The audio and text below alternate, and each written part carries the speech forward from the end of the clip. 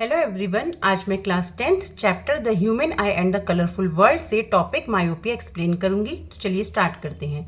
Myopia is that defect of vision due to which a person can not see the distant objects clearly but the person can see the near by objects clearly. Myopia वो defect है vision का जिसमें जो person है वो दूर के objects को तो क्लियरली नहीं देख पाता है बट पास के ऑब्जेक्ट्स क्लियरली देख सकता है। मायोपिया को नियर साइटेडनेस भी बोलते हैं। The far point of an eye suffering from myopia is less than infinity. जिस पर्सन को मायोपिया है उसका फार पॉइंट इन्फिनिटी नहीं होता है, उससे कम होता है।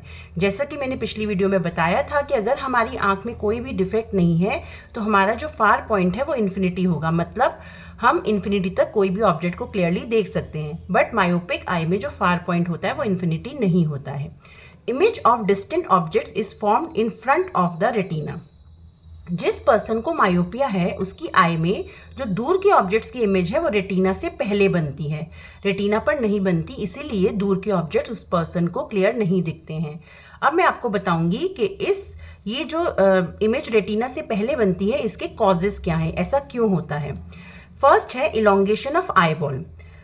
जो ये आई बॉल है ये इलोंगेट हो जाती है, इलोंगेट मतलब इस तरीके से।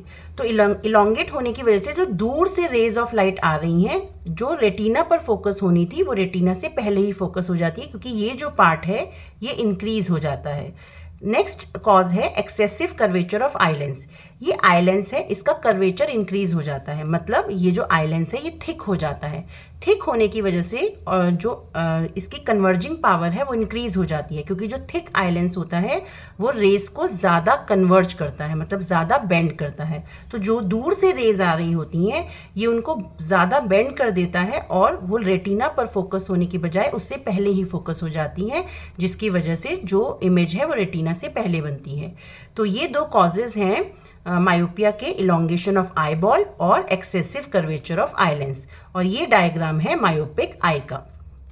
अब मैं आपको बताऊंगी कि जो मायोपिया के लिए फार पॉइंट क्या होता है। जैसा कि मैंने अभी आपको बताया था, the far point of myopic I is less than infinity. For example एक मायोपिक आई है और जो एफ है ये उस आई का फार पॉइंट है। तो इसका मतलब कोई भी ऑब्जेक्ट अगर इस एफ पॉइंट पे पड़ा है तो उसकी इमेज तो रेटिना पर बनेगी, लेकिन जो ऑब्जेक्ट इस एफ पॉइंट से बाद में पड़ा है उसकी इमेज रेटिना पर नहीं बनेगी, रेटिना से पहले बनेगी।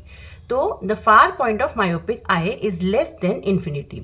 अब मैं आपको बताऊंगी कि मायोपिया को करेक्ट कैसे करते हैं। मायोपिया को करेक्ट करने के लिए हम कॉन्केव लेंस का यूज़ करते हैं।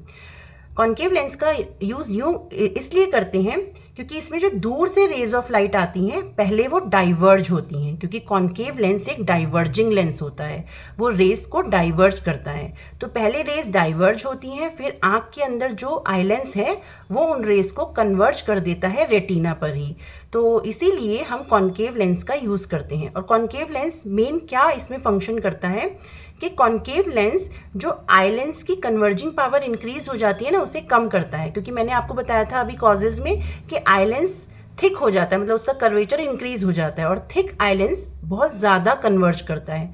तो ये अगर हम आई के सामने ये कॉन्केव लेंस रख दें तो ये पहले रेस को डाइवर्ज करेगा, फिर उन डाइवर्ज रेस को जब ये आई लेंस कन्वर्ज करेगा तो वो सफिशिएंटली जो फोकस होंगी वो रेटिना पर ही फोकस होंगी और ऐसा अपीयर होगा कि वो जो रेज हैं वो फार पॉइंट से ही आ रही हैं जिनको आई लेंस जो है वो रेटिना पर फोकस करता है।